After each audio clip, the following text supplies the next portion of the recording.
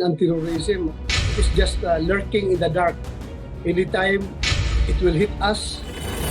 Ang tanong ko dyan ay, ito ba ay failure of the law o failure of intelligence? Go ahead, i-jump ninyo ito anti-terror bill na ito. Be my guest, basta walang sisihan. Kapag ikaw ay magsalita at sa tingin ng pamahalaan ay yung mga salita nyo ay hikayat nyo yung mga taong bayan na magsagawa ng terorismo, ay pwede ka nang sampahan ng kaso.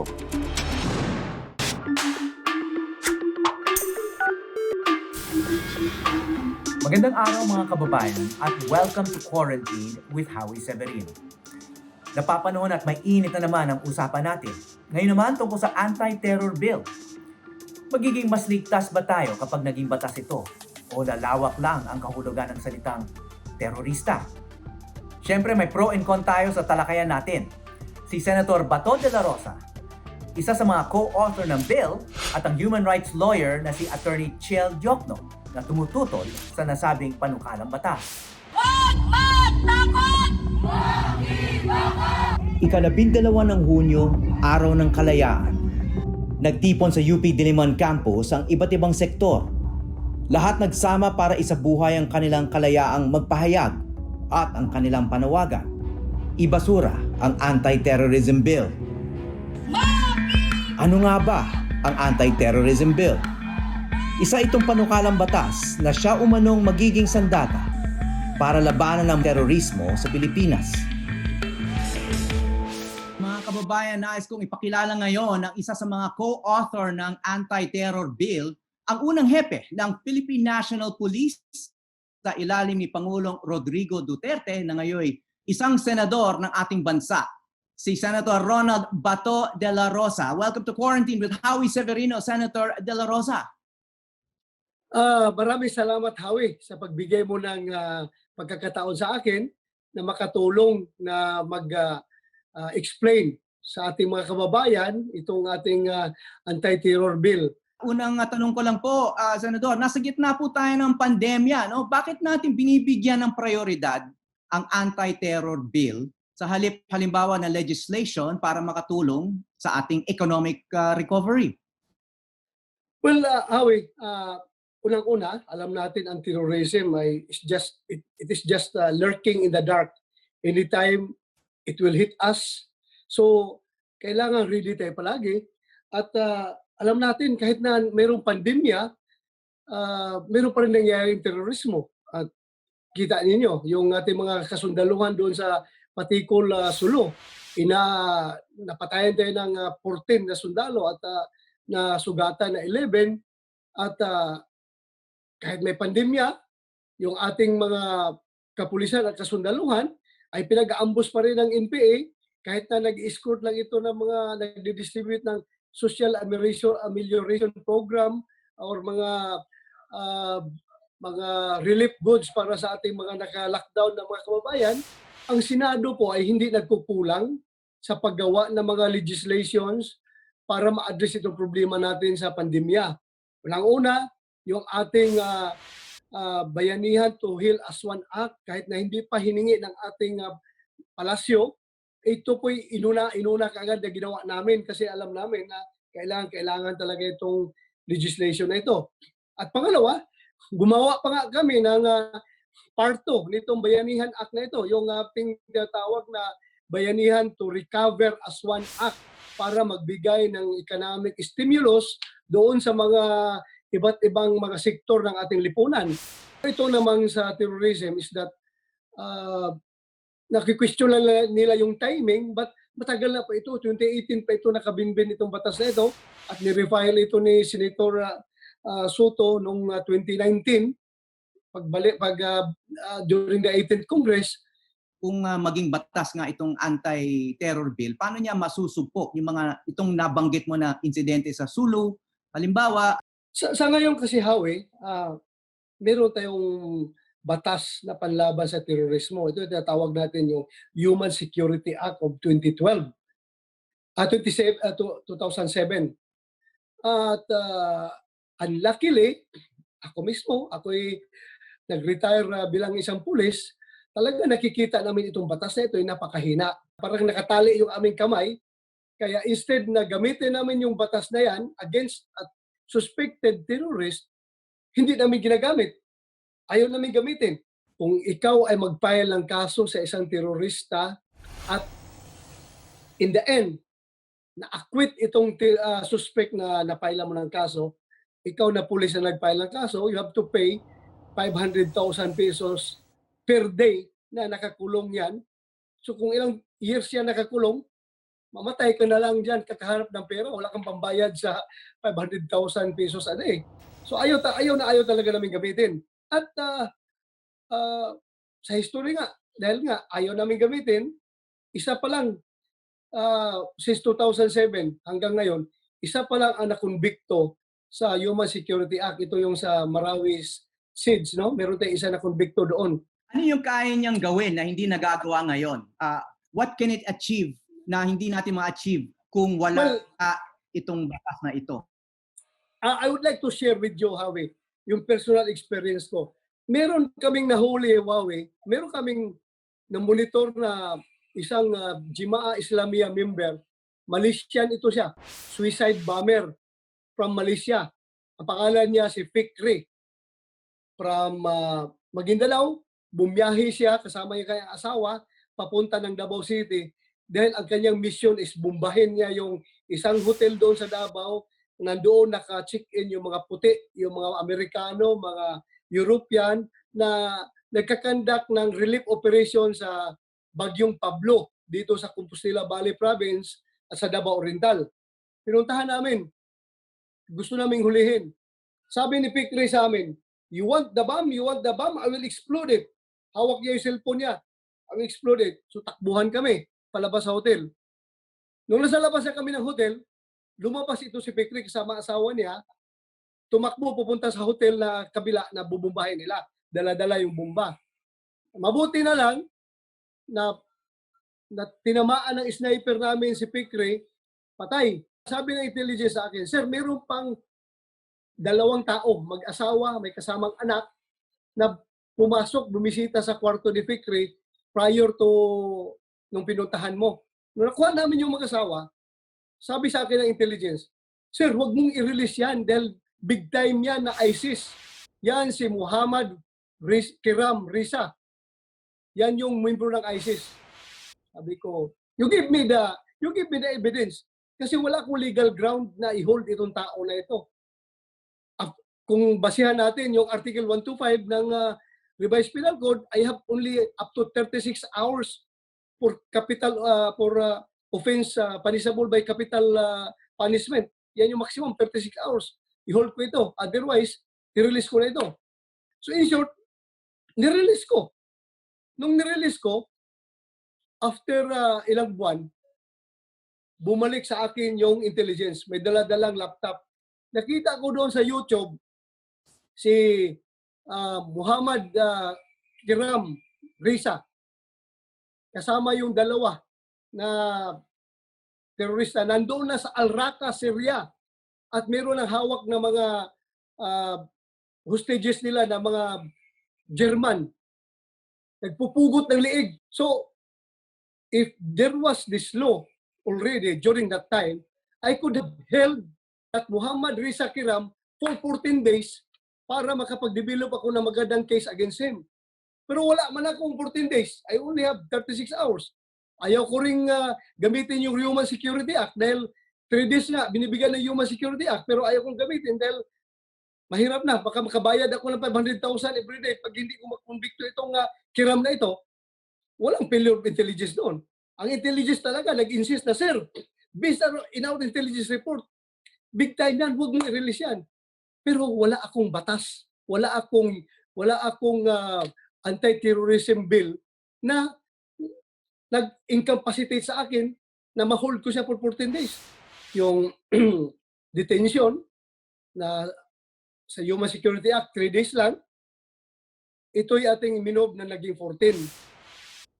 Hinabaan natin para makapag-develop tayo ng magandang kaso laban dito sa mga suspect. Dahil alam natin ang terrorism is very complicated crime. Lalong-lalo na kung naghahabol ka sa kanilang money trail, no? Yung mga terrorist financing activities na ginagawa, lalong-lalo na ang involved taga-ibang bansa. At yan po, ang binasihan natin dyan ay yung Australian model na 14 days sa kanya. Kaya napakaganda yung kanilang counter-terrorism program. Yung doon sa Singapore, meron silang 700 plus ba days ba yun, but extendable up to unlimited number of days. Yung sa Maldives, unlimited din. May mga iba't ibang sektor ang tumututol dito sa anti-terror bill, no? Nabigla ba kayo sa reaksyon? Well, expected ko na yun, Howie, dahil alam ko, aside doon sa talagang honestly tumututol, yung talagang purely legalistic na mga tao. Legalistic na mga tao. Ang nag-inspire talaga nito ngayon, yung grabbing effort nila, itong kaliwa, yung mga taga-kaliwa, dahil alam nilang tatamaan ang NPA dito sa batas na ito. Senador, bukod pa dun sa sinasabi niyong kaliwa, no?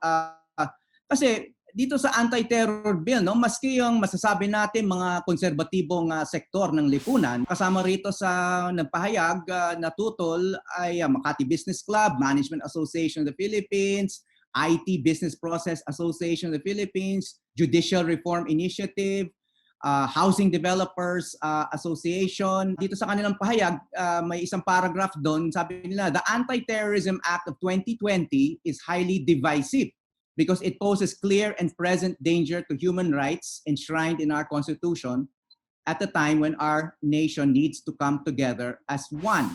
Hindi po ito yung sinasabi yung mga kaliwa, no? Mga conservative sectors ito, mga moderate, centrist, mga negosyante po ito. Ako, I respect their opinion kung yan talaga sila tutol. But alam naman natin yung purpose itong batas na ito, protektahan tayo lahat. Pati yung negosyo nila, mapuprotektahan kung magiging batas itong bill na ito. Hindi kaya, Senator, maaring may issue rin ng tiwala sa pulis. Kaya may mga nagdududa na hindi maganda ang mangyayari kapag naging batas na ito, no? Noong Mayo kasi nagpahayag din ang mga chambers of commerce, itong mga business groups na hindi raw patas ang enforcement ng batas at ang mga opisyal mismo hindi sumusunod sa ibang batas katulad ng quarantine. Nakita naman natin yan. Ano? Ito, galing din sa isa pang pahayag nila. We are greatly disappointed, even appalled and dismayed about news reports of public officials violating with impunity the IATF and DOH protocols intended to protect public health. At madalas pong banggitin ng iba't ibang sektor ngayon, ang hepe ng NCRPO, si Major General Debold Sinas, na huling-huli po ang violation niya ng community quarantine. Well, Howie, klaruhin ko lang, si General Sinas is not above the law. Hindi siya exempted sa batas na ito, kaya siya kinasuhan ng NBI. Ang kaso niya ngayon ay nakabinbin. So hintayin na lang natin kapag lumabas yung warrant of arrest ni Sinas, kung ito ay bailable, kung ayaw niya mag-bail, sigurado makukulong siya. Pero kung mag-bail siya, hindi siya makukulong. Hindi po siya exempted. Hindi po siya exempted. Nobody's perfect in this world. Magkakamali tayo. Itong sinasabing warrantless arrest at nabanggit nyo na rin na-extend to 14 days itong period na pwedeng in custody ng police na halos walang writ of habeas corpus diyan. Walang pwedeng hindi pwedeng questionin, hindi pwedeng kasuhan within those 14 days yung mga humahawak sa kanya. Marami po nagsasabi na hindi po ito constitutional. Alam mo, with or without the anti-terror bill, yung warrantless arrest is provided dyan sa ating batas sa Rule 113, Section 5 of the Rules of Court. Yung sinasabi natin na warrantless arrest, na pwede ka manghuli ng isang suspect without warrant kung nakita mo na he has committed a crime, actually committing a crime or attempting to commit a crime. Isa yan. Yan yung in flagrante delicto. Yung pangalawa naman, yung a crime has been committed and ikaw police officer ka, you have probable cause to believe based on your personal knowledge or circumstances that the person to be arrested is or actually committed a crime. Ito yung principle of hot pursuit. Yung pangatlo, yan yung escape prisoner from penal institution, serving sentence or while being transferred or yung awaiting his sentence or ongoing yung pending yung kanyang trial. So, yan po yung warrantless arrest. Hindi po ibig sabihin na porque suspected ka ng pulis na uy, mukhang terorista ito pipick upin na lang kaagad. Wala po. Illegal arrest po yun. Illegal arrest po yun. Hindi yun po pwede. Hindi nakalagay dito sa batas na ito na lahat ng suspected mo, kukunin mo na lang at ikukulong mo ng 14 days. Hindi po pwede yun. Ang safeguards dito, grabe, Howie, Kung if you allow me to enumerate yung mga safeguards sa batas na ito, napakarami po. Halimbawa, pagkuha ng authority to conduct wiretapping doon sa isang terror suspect, dati-rati sa Human Security Act, kukunin mo lang yun sa RTC, Regional Trial Court. Pero ito ngayon, sa anti-terror bill, doon mo kukunin sa Court of Appeals. Mataas po. At halos lahat ng dito, yung pagkukuha ng authority mag-request ka na i-proscribe itong isang terrorist organization, hindi na sa RTC, kundi doon pa rin sa Regional Trial Court. Sa Court of Appeals. Sa taas po. Pag mahuli ka, pagkahuli mo ng terror suspect, right away, i-report mo yan sa nearest court, sa Anti-Terrorism Council, at saka sa Human Rights Commission.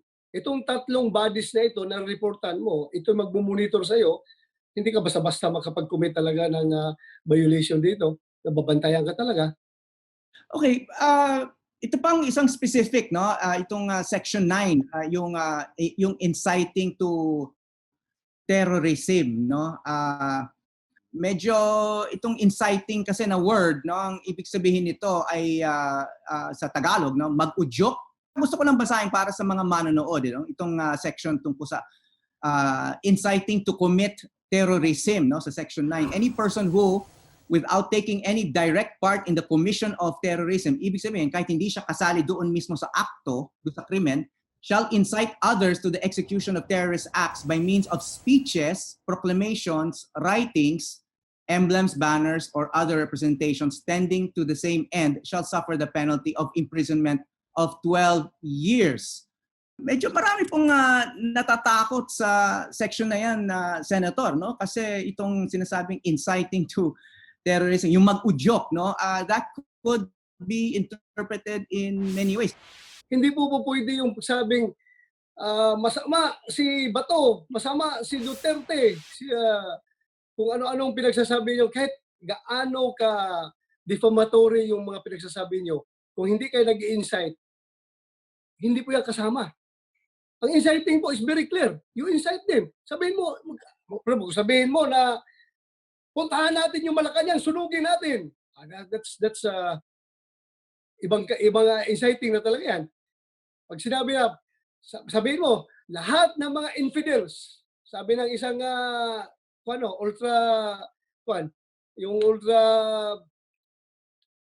yung mga terorista, sabihin niya na lahat ng infidels, lahat ng Kristiyano, pugutan natin ang ulo. Oh, that's inciting terrorism. O lahat ng mga simbahan ng mga Kristiyano, pabombahan natin. That's inciting to terrorism. Very clear man yan. Yun nga, nagbigay kayo ng specific examples, no? So mabuti kung ganun kalinaw para sa lahat. Kasi what is an ordinary protest for you could be inciting to terrorism for others, no?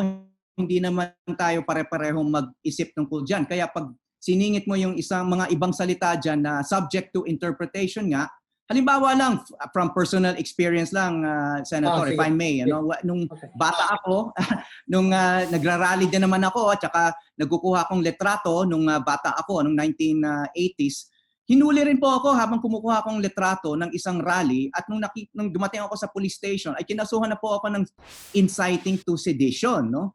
Kahit wala naman ebidensya otherwise. So para doon sa nag-aresto sa akin, sa kanya, yung ginagawa ko doon ay siguro akala niya nakigulo ako doon, pero yun na yung inciting to sedition. Ano? So I'm just wondering, itong salitang to, it could mean many things to different people. No? So that's where people are worried.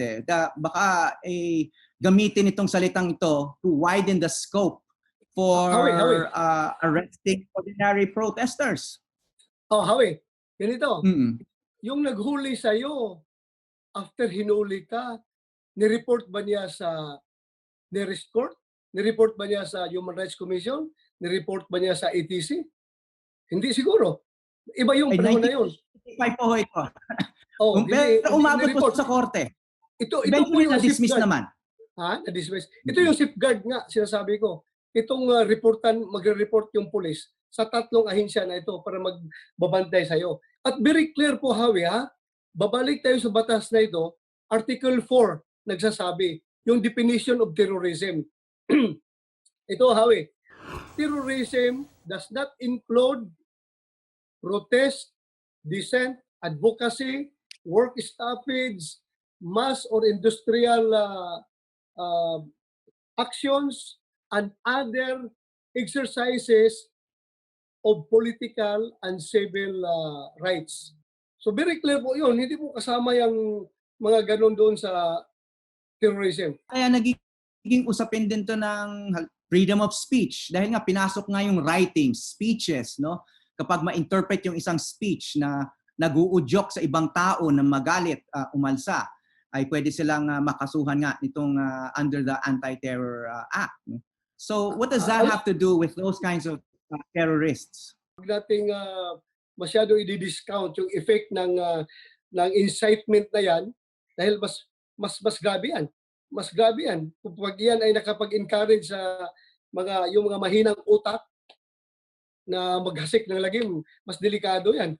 Binibigyan kasi natin ng room for misinterpretation itong incitement. Meron man tayong korte na magsasabi kung ito'y inciting to rebellion ba. Hindi naman hanggang sa pulis lang yan na ang pag-interpret ng batas. Pagkaso nila, may judge magsabi, no, alam ng huwis yan kung anong inciting to terrorism at saka yung expression lang of freedom of speech or advocacy lang niya yan. Malayo, ma-distinguish mo talaga yan. Ginagawa na lang nila na tawag dito, yung gray area para meron silang avenue of approach na upakan itong batas na ito. Para naman ipaliwanag kung bakit tinututulan ang anti-terrorism bill, makakasama natin ang human rights lawyer na si Atty. Chel Diokno. Atty. Diokno, wag daw masyadong matakot sa anti-terror bill. May mga safeguard ito para hindi mangyari ang mga sinasabi ninyo. Ang problema, pag tinignan natin yung definition ng terorismo sa loob ng batas na yan, ay napakalawak at maraming pwedeng masakop ng definition na wala naman talagang kinalaman sa terorismo. So, pagdating dito sa issue ng definition ng terrorism dito sa bagong anti-terror bill, kung titingnan natin ay unang-una complicated siya. Pangalawa ay malawak siya. Bakit? Nakalagay dyan, kung sino man ang magsagawa ng mga akto na intended to cause death, bodily injury, yun ay just by dito sa ilalim ng pandemya, kung meron, halimbawa, alam mong meron kang COVID, lumabas ka ng bahay mo, ay intended na yun to cause bodily injury. So, ibig sabihin ay papasok na yan sa terrorist act. Tapos yung pangalawang requirement, meron pang ibang mga acts na pwedeng pumasok sa terrorismo, pero kung ang purpose mo is to intimidate the public, create atmosphere of fear, provoke or intimidate the government. So kunyari, lumabas ka, alam mo may COVID ka, tapos sabihin mo, pag kayo, gobyerno, pag hindi nyo ginawa yung gusto ko, lalabas ako, kahit sino hahawaan ko. That could already be considered as a terrorist act under the broad definition of the law. Pero talagang mariin na sinasabi naman ng mga proponents na talagang hindi kasali yung mga aktivista basta hindi sila maging violente.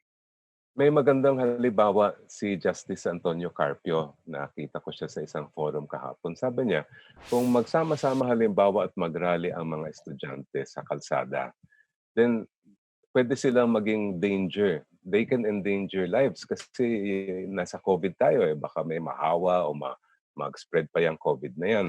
Yung isang definition ng terrorism ay any person who engages in acts intended to cause death or serious bodily harm. So pasok na sila doon. Kung sa pag-rally nila ay magsasalita sila na ang maging epekto ay magkaroon ng atmosphere of fear o kaya magkaroon ng destabilization sa political, economic, or social structure. O kaya ay sabihin na ini-intimidate nila ang government, ayun na nga ang definition ng terorismo sa bagong batas.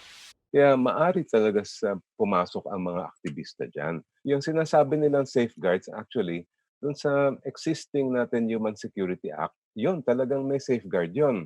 Halimbawa, may provision sa ating Human Security Act na hindi pwedeng gamitin yung batas na yan bago mag-eleksyon at pag natapos ang eleksyon. 1 month before, 2 months after election, hindi pwede mag-freeze ng asset, mag-surveillance, o gamitin yung batas ng anti-terrorism.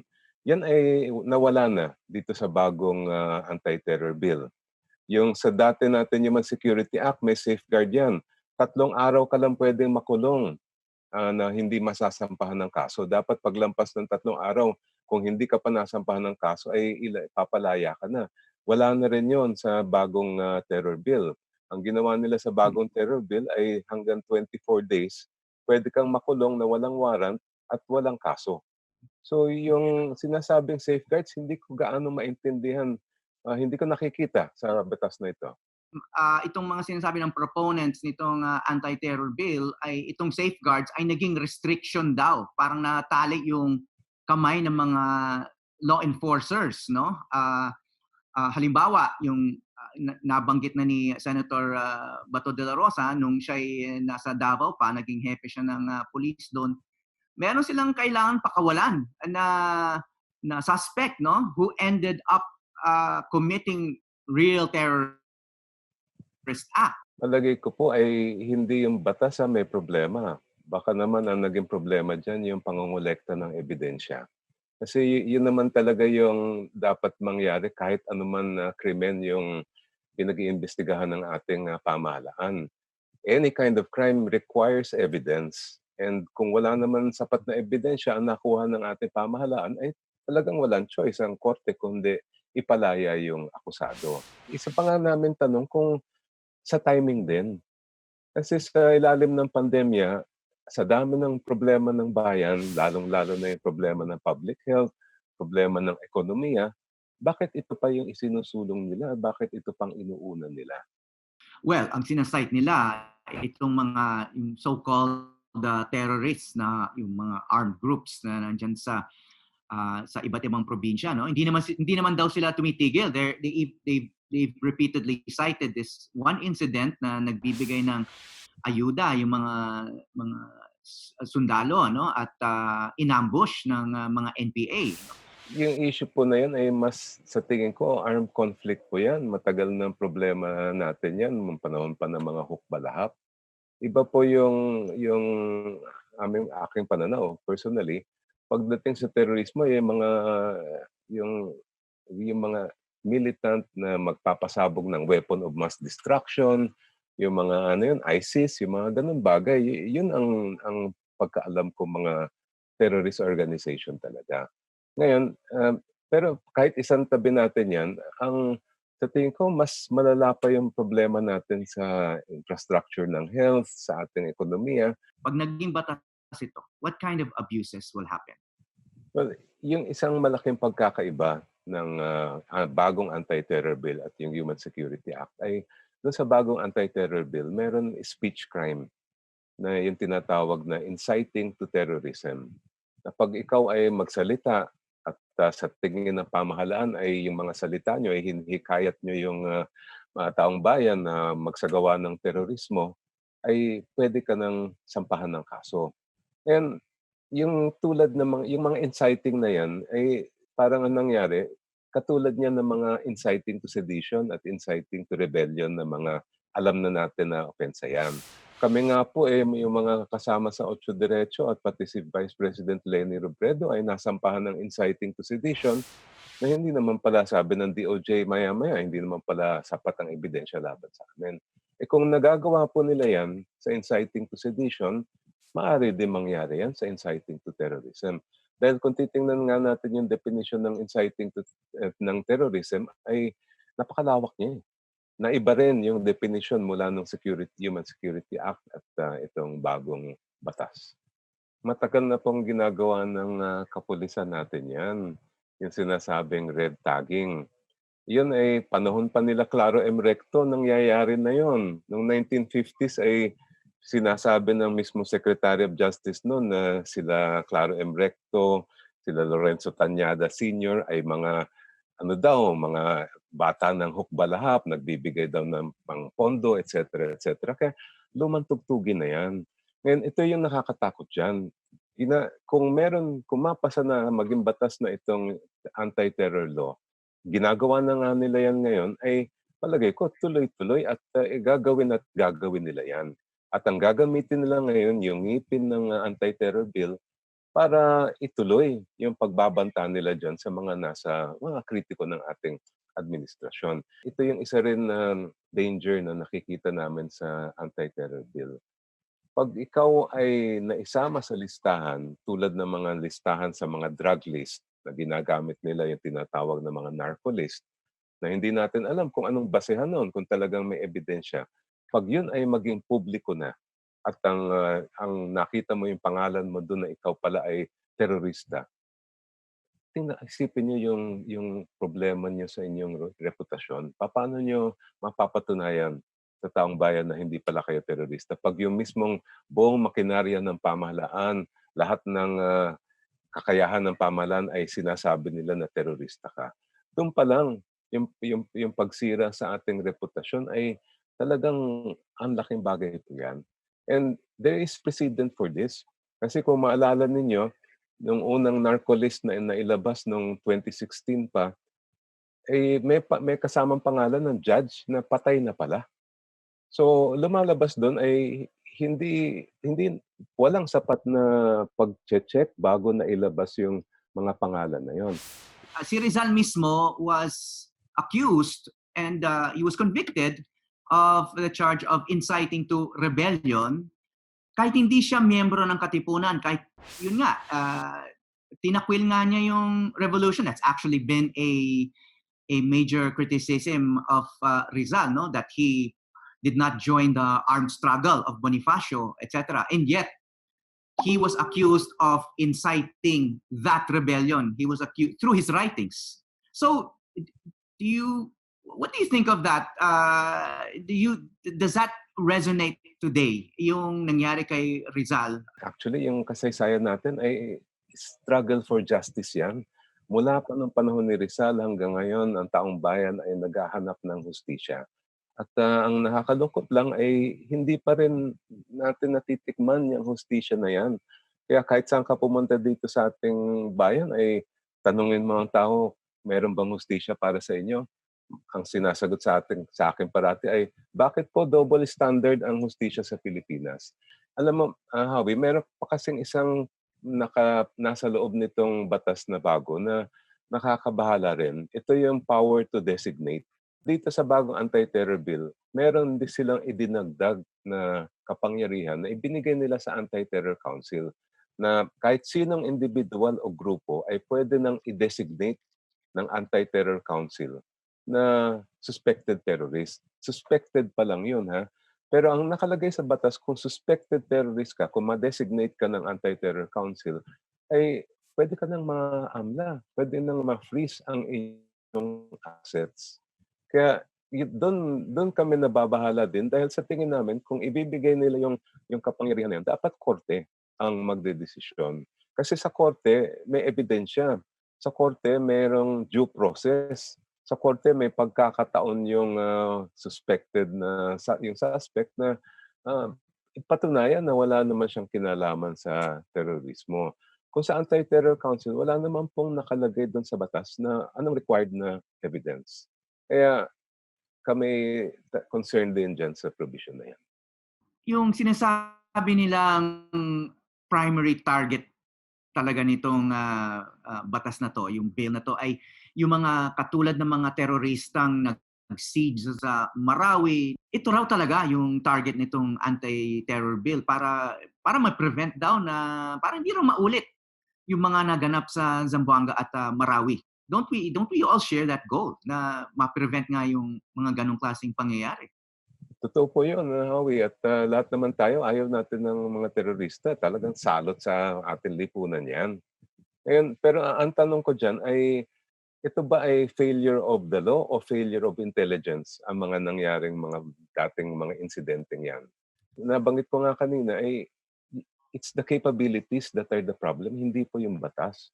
Dapat iangat natin yung kakayahan, yung resources, yung equipment ng ating law enforcers, bigyan natin sila ng tamang orientasyon at tamang training para agad-agad, bago pa mangyari yung mga terrorist na activity na yan, ay maano na nila, ma-address na nila. Alam mo, yung isa namin nagiging point of concern ay yung inilagay na provision diyan na pwede kang makulong ng hanggang 24 days na walang kaso.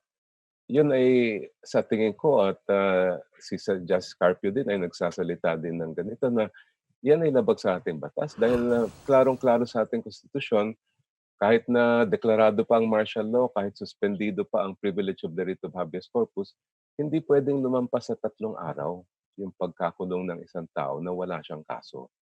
So I really don't see how the new law can be justified in terms of our constitution. Halimbawa, nasa ating saligang batas at ito ay may dahilan nito na ang pwede lang mag-authorize ng pagkakulong ay husgado, korte lang. Kasi sa ating kasaysayan ay marami nang nangyaring pang-aabuso kung hindi korte ang magdedesisyon dyan, kung executive. Ngayon, dito sa bagong anti-terror bill ay iniba po din nila yan. Ibinigay nila sa Anti-Terror Council yung kapangyarihan mag-authorize ng prolonged detention hanggang 24 days na walang kaso. Hindi po yan fake news. Nasa loob ng batas po yan. Sinasabi nila, Senator dela Rosa, na parang some of the complaints or criticism of the bill take sections out of context, no? Lalo na itong tungkol sa warrantless arrest. Kasi may ibang sections naman that will require the government to secure permission from the Court of Appeals, for example, no? To do surveillance, to develop a case and probable cause before these arrests can take place, which is, according to them, already a form of safeguard para hindi abusuhin. Kasi meron pa ring pahintulot na kailangan manggaling sa korte. So it's not like giving unlimited power to the executive branch, no, to go after so-called terrorists. You still need court permission. Nung inaral po namin itong batas na ito, hindi po isa-isang provision lang ang pag-aaral namin. Siyempre, tiningnan namin yung kabuuan ng batas. Kaya nung nakita namin, totoo nga yun, yung power to conduct surveillance ay hihingi ka dapat ng permiso sa Court of Appeals. Pero yung power to conduct warrantless arrest ay wala pong requirement sa batas na hihingi ka ng permiso. Kasi kung hihingi ka ng permiso, ay ibig sabihin hihingi ka ng warrant of arrest. Klarong-klaro po ang Section 29, warrantless arrest. Ngayon, yung nakalagay sa anti-terror bill ay kung ikaw ay kung ikaw mahuli na walang warrant, ay hindi ka na kailangan dalhin sa korte. Basta bigyan ka ng authorization ng Anti-Terror Council, pwede nang makulong ng 14 days at pwede pang ma-extend ng another 10 days.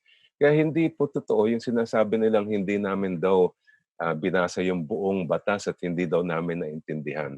Dahil tiningnan po namin ng malalim yung mga provision na yan. At doon, klarong-klaro na yung dapat na maging kapangyarihan ng korte ay ibinigay sa Anti-Terror Council. Na yun ay labag sa ating saligang batas. Tsaka yung isa pang sinasabi nila na pag may nahuli raw na suspect under this law, kailangan daw i-report kaagad sa korte at saka sa Commission on Human Rights, no? isa pa raw yun na safeguard. Would you consider that a safeguard? Yung disclosure to the Commission on Human Rights kapag may nahuling terrorism suspect? Wala po akong problema dyan. Okay na provision yan. Ang nakikita namin problema ay kahit i-report nila sa judge yan, nakatali pa rin ang kamay ng judge na ipalaya ang suspect. Kahit sa tingin niya ay hindi sapat ang ebidensya laban sa kanya at walang probable cause. Dahil ang nakalagay nga dito sa Section 29 ay pwedeng ikulong ng 14 days na walang bahid ng judge yan basta't may authorization galing sa Anti-Terror Council. Ibig sabihin, kahit sa tingin ng judge ay dapat itong suspect na to i-release natin. Wala naman legal na dahilan na ikulong ito. Wala po siyang kapangyarihan na magsabi niyan kahit i-report pa sa kanya. Ang may kapangyarihan mag-authorize ng detention ay ang Anti-Terror Council. Yung isa pang safeguard against abuse na sinasite ng proponents, yung 10 taong pagkakakulong kapag may maling bintang under Section 21 of the bill. Safeguard lang daw yan against abuse. Lahat naman po yan, talaga naman safeguard yan, yung mga provision na ganyan. And kahit na wala po yan sa batas, ay meron naman ibang mga napapaloob sa ating revised penal code na maaring gamitin para sampahan ng kaso yung mga abuso ng batas. Yung problema po namin, babalikan ko lang, ay yung ibang mga provision dyan na nagbibigay ng kapangyarihan sa Anti-Terror Council na sa tingin namin ay dapat nasa korte lang. At lalong-lalo na yung sinasabing prolonged detention for 24 days without charges at yung power to designate na nasa Anti-Terror Council. Totoo naman, may mga ibang bansa na hanggang 30 days pwede makamakulong. Pero iba kasi ang constitution nila doon. Consistent yung batas nila doon sa kanilang constitution. Dapat sa atin ay consistent din yung ating batas sa ating saligang batas. Ano yung susunod na hakbang ng inyong kampo, ng progressive human rights sectors kapag ito'y mapirmahan at maging batas? Malamang ay magiging legal battle na po ito. At palagay ko, aabot ito sa ating mga korte. Yung constitutionality nitong batas na ito. Ngayon pa lang, alam ko may mga abogado na nag-aaral niyan at nagsasagawa na ng mga petisyon. Siyempre, hindi pa naman pwedeng magsampa ng kaso dahil hindi pa naman napirmahan. Pero basta naging effective po yan, probably the battle will shift to the courts. Okay, on that note, maraming salamat sa iyong panahon at pananaw. Attorney Chel Diokno, isang human rights lawyer na tumututol sa anti-terror bill. Maraming salamat. Salamat din. Thank you. Senator Bato dela Rosa, thank you. Salamat po sa inyong pananaw at mga paliwanag dito sa napaka-importanteng anti-terror bill. Maraming salamat, Howie, for giving me this space to air myself para naman makatulong ako na maisabatas itong anti-terror bill at maintindihan natin mga kababayan. Sa buwan ng kaarawan ni Jose Rizal, napapanahong gunitain na inabuso ang batas para siya'y arestuhin at patayin. Kaya ang aral mula sa kasaysayan ay higit pa sa laman ng batas. Ang katarungan ay nasa kamay ng mga magpapatupad nito. Kaya kung tuluyan na maging batas ang Anti-Terrorism Act, magkakasukatan kung ano ang layunin ng mga gagamit nito. This is Quarantined with Howie Severino.